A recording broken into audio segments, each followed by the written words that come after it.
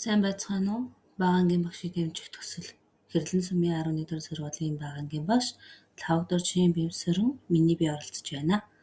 Заах аргач зэрэгтэй боловсролын байгууллагад 6 дахь жилдээ ажиллаж байна. Энэхүү хугацаанд 5 дугаар ангийг нэг төгсөж одоо 3 дугаар ангитай ажиллаж байна.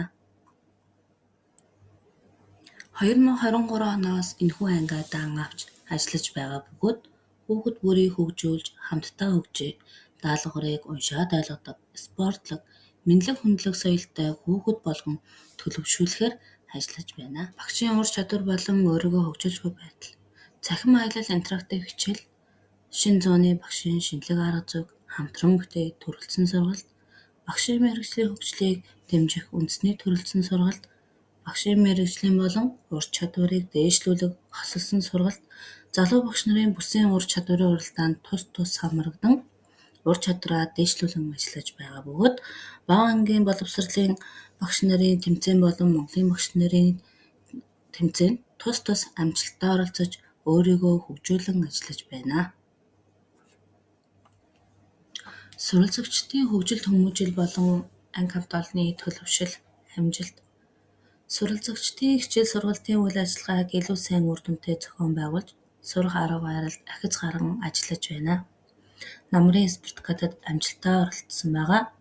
Үндэсний спорт хичээлээр дөрвөн бэрх болгон тоглож, гэртээ туршийн аянд хүн ба орчин хичээлээр суралцагчид маань бичлэгийн хэлхийн амжилттай оролцсон.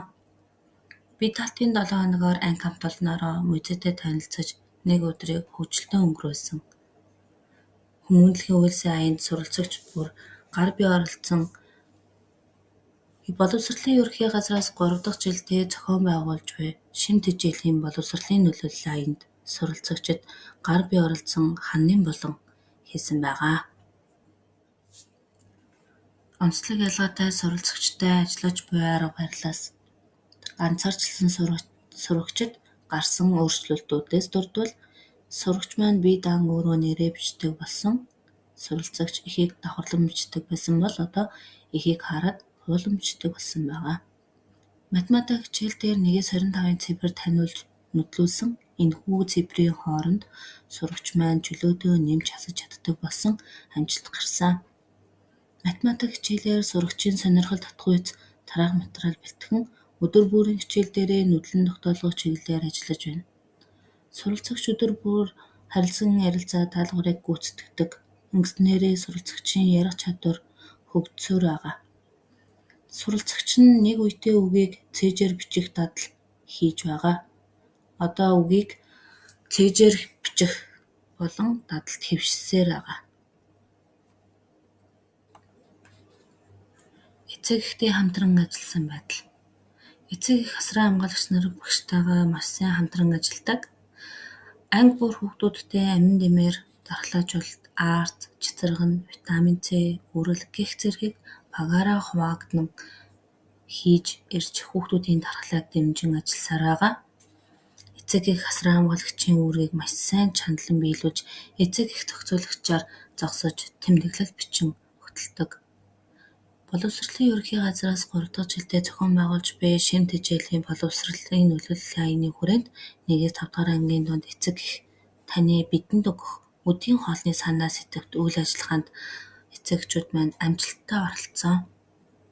Эцэг эх асран хамгаалагч сурагчийн танхимд нэг удаа үйл ажиллагааг зохион байгуулсан. Нэг өдрийг эцэг эх хүүхдийнхээ өмнөөс ирж суралцагч болон оролцсон. Зочинтой талент хичээлийг улирал бүр зохион байгуулж хичээлийнхээ үйл ажиллагааг эцэг эхтэй тайлагнадаг байгаа.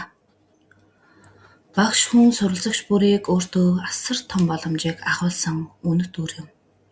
Бид цаашдаа энэхүү үрийг зөвхөн услах бус үндсэн гүн бат, ишин, шулуун, цэх ургах тийм л хөрс орчныг бүрдүүлж ирээдүйд өөртөө болон өрөөлд сүүдрээ тасгах эрдэм мэдлэгтэй чадвартай хүн болгон хөгжүүлэн ажиллана.